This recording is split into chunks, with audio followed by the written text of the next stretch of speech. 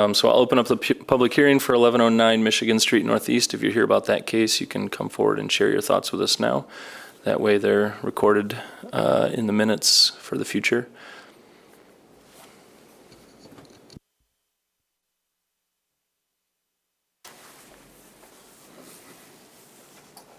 Hello, my name is Lori Terpstra. I was told today. And I told her that the public hearing. Thank you. I was told today that there wouldn't be an opportunity to speak, so I don't have full preparation. I was also told that I could have more than 3 minutes. Do you want to speak to that, Tyler? Yeah, as I had said in my discussion, when we talked yesterday, that I would ask chairperson if you could have it at more than 3 minutes, and I informed them of that, so that would be upon him to take action on that. Okay, so. Or the planning commission in full. Okay, so. So we don't expect a full comment today, considering that the public hearing will be tabled until a later date, at which point you could make full comments then. As someone from the public, I think what we had discussed was the potential of you sharing for 3 minutes and then potentially an attorney or other representative sharing for additional 3 minutes. That would be fine. Can we do that today? Okay. That's fine. Yep. Okay, great. I'm Lori Terpstra. This project has been going on for multiple years, so some of you I recognize, some of you I don't. Just a quick brief. I have spent my entire working life on Michigan Street in several different buildings, and I do own the building at 1121, 1050, and 1234 Michigan Street. My entire career is in retail, so I understand retail, and my entire career is on Michigan Street, so I understand Michigan Street and the neighbors and everything.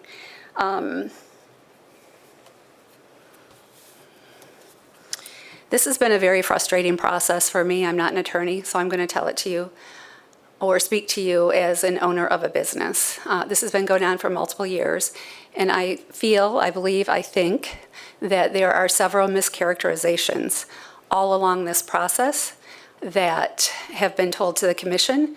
We have consistently tried to correct things and tell you our beliefs, and I think it's coming down to the wire on this. I think Michigan and Fuller deserves a better plan than what is there, and I have been more than willing to discuss options and opportunities that actually work.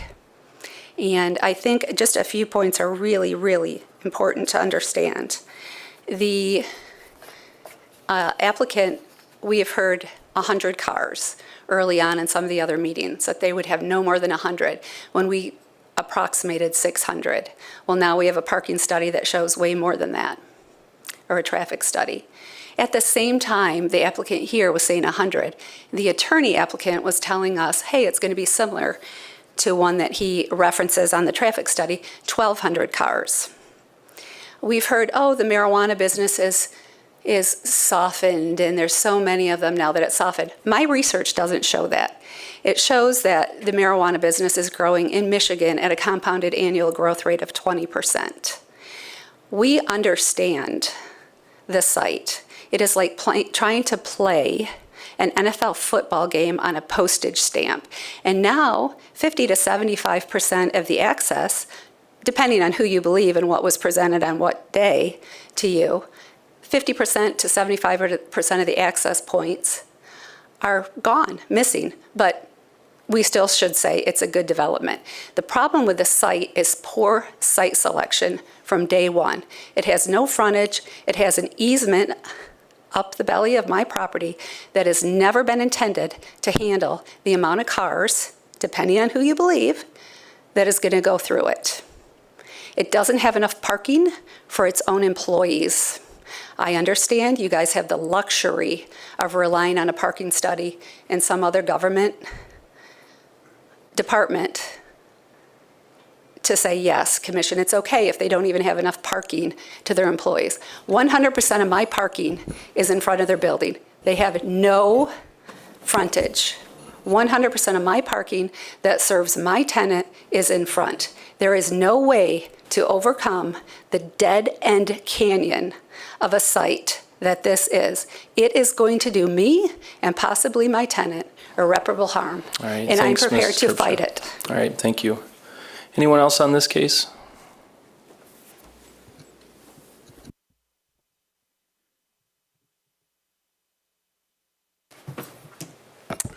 Good afternoon. My name's Jack Boyko, and I'm Ms. Terpstra's attorney and also the attorney for 1121 Michigan. We've spoken before this commission before. Ms. Terpstra just mentioned a number of things that I think are important for the commission to consider. I did want to mention a couple other things. I also wanted to make sure that we will have the opportunity to speak at the adjourned hearing as well. Great. There are a couple of things I did want to point out for the commission, in addition to our written comments, which I won't repeat at this point, but I did want to make a couple of corrections and just a couple of observations here. Number one, in our written submission, we mistakenly identified the easement as a 22-foot wide easement. It's not. The vast majority of the easement is 20 feet wide, not 22 feet wide. Now, that may have some significance. We're doing some further research on that, but I didn't know if the traffic study or if the commission was also under the misapprehension that it was 22 feet wide. It's not. It's mostly 20 feet wide for the entire length of the easement, except for the final 30 to 40 feet. Another issue with the traffic study that was submitted by the applicant, and I'd like you to take a look at that if you could. They are using, let me see if I can find that.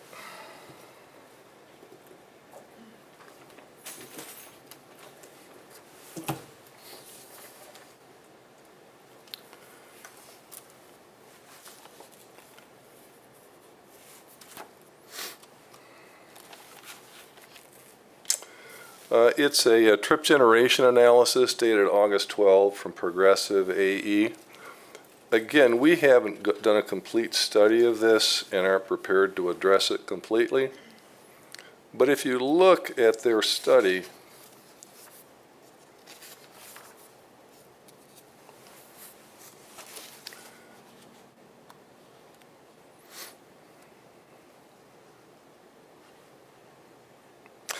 they mentioned that the most applicable land use, and I'm looking on packet page 135, they say the most applicable land use for this analysis would be a marijuana dispensary, which is code 882.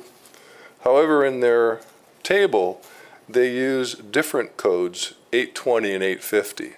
Now, there may be a reason for this. However, from our initial research, code 850, which they are currently using, is 9.1 per hour. The marijuana dispensary at 882 is over 21 per hour. So essentially this is about about 1/2 of the actual traffic that is going to be generated. Thank you. So if you could review that, I'd appreciate it. All right, thank you. Anyone else on this case on Michigan Street? I'll just mention too that neither the traffic engineer for the applicant nor the city's traffic engineer could be at today's meeting. They're at a conference, so that's another reason that we asked that it be postponed, so that they could both be here in attendance for that next meeting. All right, I'll close the public hearing. Turn to commissioners for a motion to table, or if there's other discussion at this time. Yeah, that's a great point. For now, right, technically, we can still table the... Procedurally, I don't think it makes much of a difference if you want to close it and reopen it. Okay. I'd leave that at the discretion of the chair. Okay.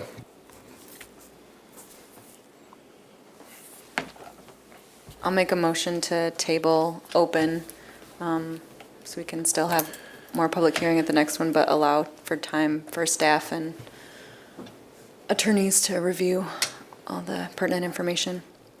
Was this being tabled to a specific date? The 27th. The 27th? Okay. Does it, should, I mean, I guess, okay, table to the 27th then, or postpone till the 27th. Do we have support for that motion? Any discussion? All those in favor of the motion say aye. Aye. Any opposed? All right, the motion to table passes. Thank you. Our next case is 445 Bridge Street Northwest.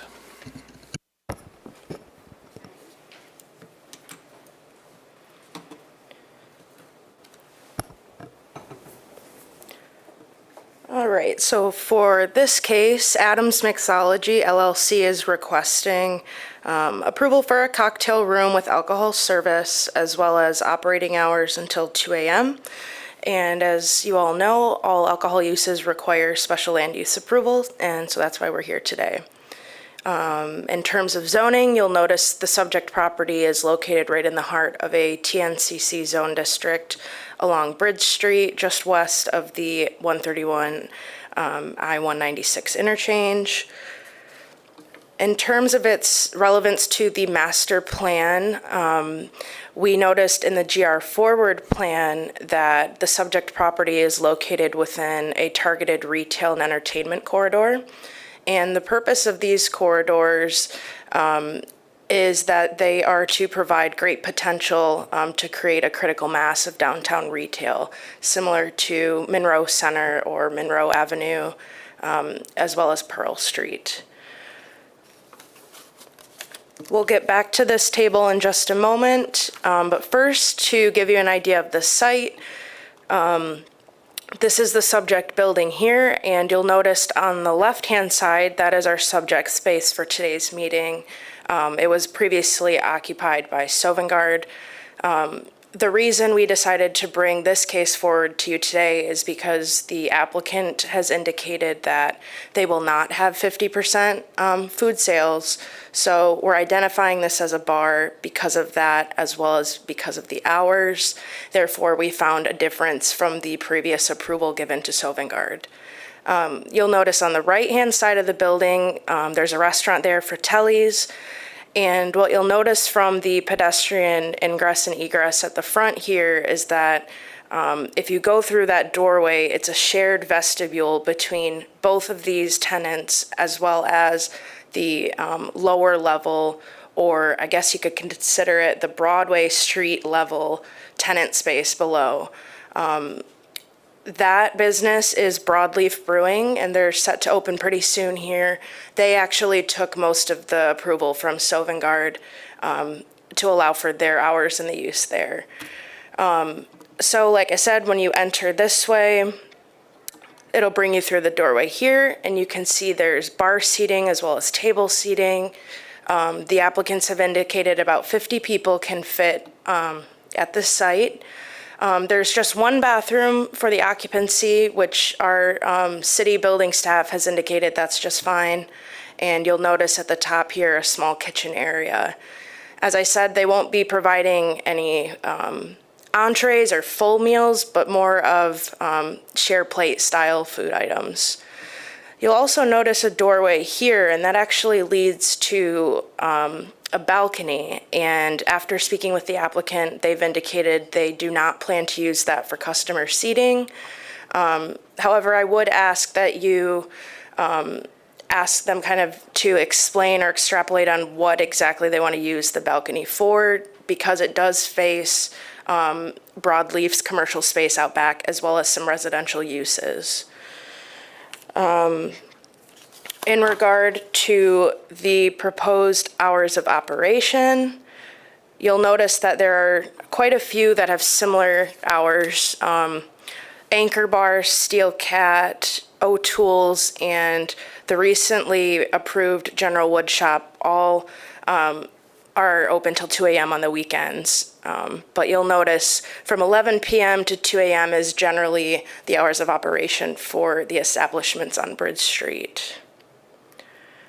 No exterior improvements have been proposed. In terms of interior improvements, they did provide some photos today, just to give you an idea of the space and the size. I kind of just wanted to show you that. And what you can't see from these photos is just to the right by the windows here. We might be able to see it a little bit better from the street view. There's a feature that serves as a small stage, and so the applicants have indicated that they would like acoustic music or solo performances, fairly low intensity performances, and those would take place on that stage. They've also indicated that they would like events or live performances to end by 10 p.m. each night. So I do recommend that as a condition of approval as well. Outside of that, just before our meeting started, we did receive a letter in support. I'll let the applicant speak more on that, but no letters or concerns of opposition have been brought to us thus far. And one thing that's interesting about this site is previously when Sovingard occupied this space, they shared a dumpster enclosure with Fratelli's, and that was located on the back side of the building. But as I said, Sovingard also occupied that lower level. Now that Broadleaf will be going in there, I'm not sure what the plan is for the dumpster enclosure. So I do ask that you discuss that with the applicant today. And you'll notice a condition of approval would be that the planning department would need written authorization for them to share that dumpster enclosure. Other than that, the considerations for you then would be the hours of operation as well as the alcohol use at this site. All right, thanks, Sarah. Commissioners, any questions for staff at this time? All right, thanks. I'll invite the applicant up if there's other details you'd like to share with us.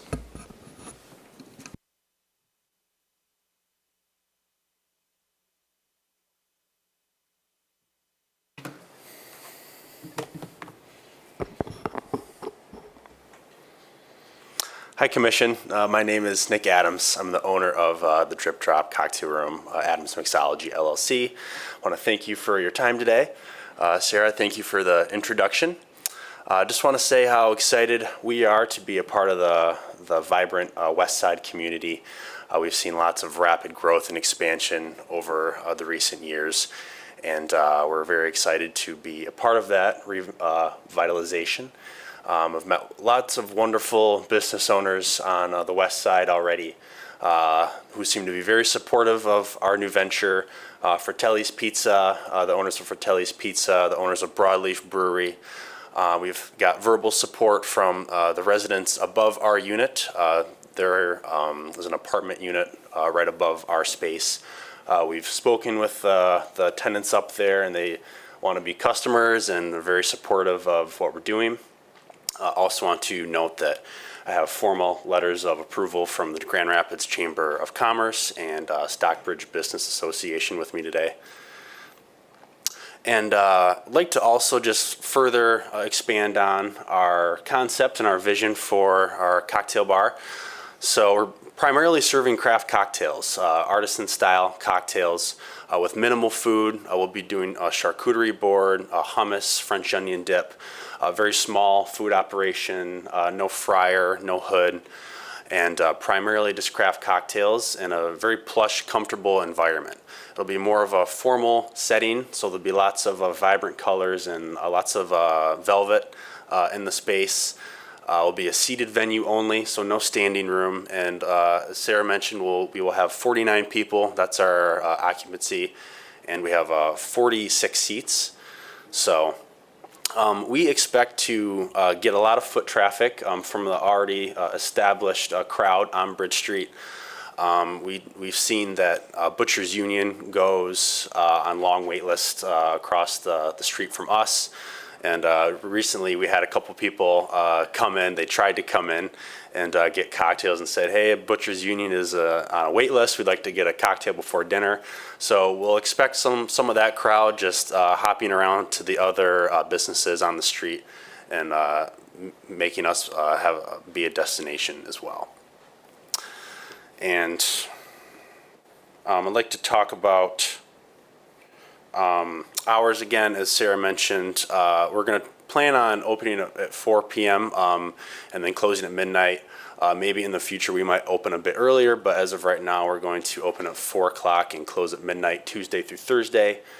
Friday we will be open at 4 and then close at 2 a.m. on Friday, and then Saturday noon to 2 a.m. on Saturday, and then closed Sunday, Monday.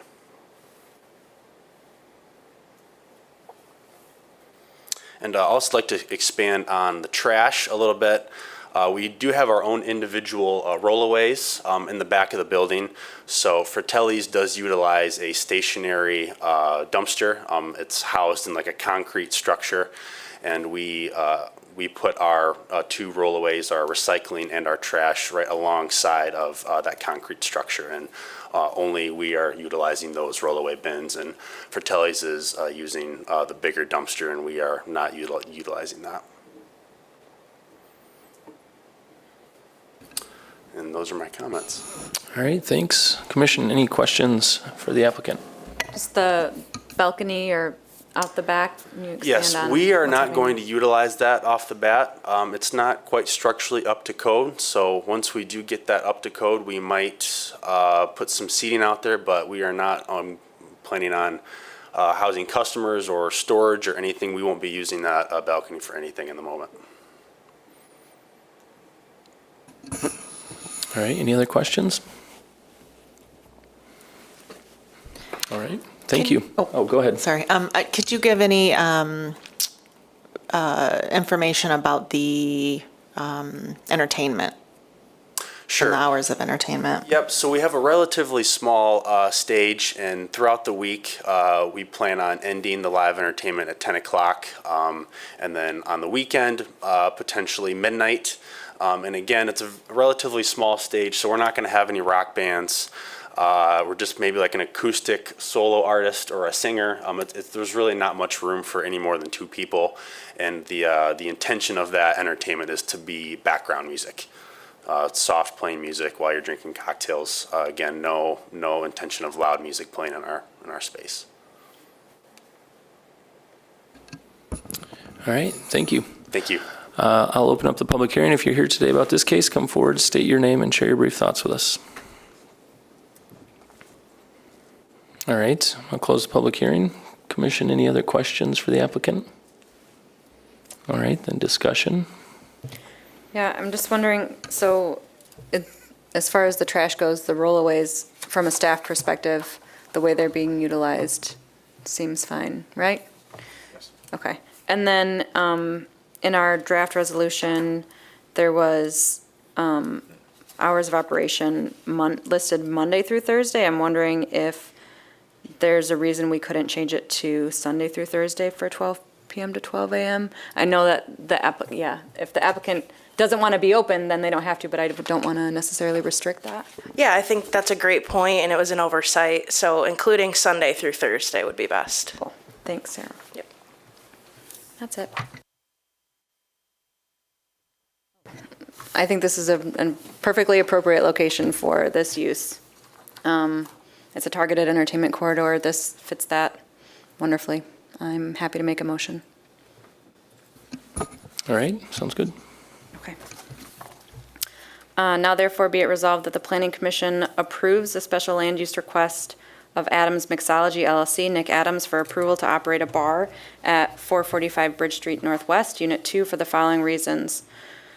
The proposed use will be consistent with the purpose and intent of the master plan and zoning ordinance, including the zone district, because the proposed use will provide an amenity for bar patrons that is common in business districts, return a vacant space into productive use to further enhance the vibrancy and uniqueness of the Stockbridge Business District, and further support the recommendation by the GR Forward Plan to identify Bridge Street as a targeted retail and entertainment corridor. The proposed use will meet the site plan review standards because improvements to the existing building will not impede the normal and orderly development or improvement of surrounding property uses, and no exterior modifications are proposed.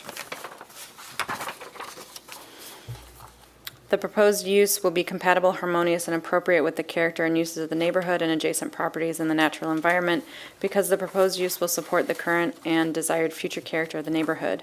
Potentially adverse effects arising from the proposed use will be minimized by existing visibility and natural surveillance due to the surrounding nature of the Bridge Street corridor, and no outdoor seating is proposed. The proposed use will not be detrimental, hazardous, or disturbing to existing or future uses or to the public welfare by reason of excessive traffic, noise, smoke, odors, glare, or visual clutter, because windows and doors will remain closed during any live performances to mitigate potential noise impacts. The proposed use will not be detrimental to the financial stability or economic welfare of the city because the use is not anticipated to result in nuisances that require code enforcement actions, and the use may encourage other investment in the area.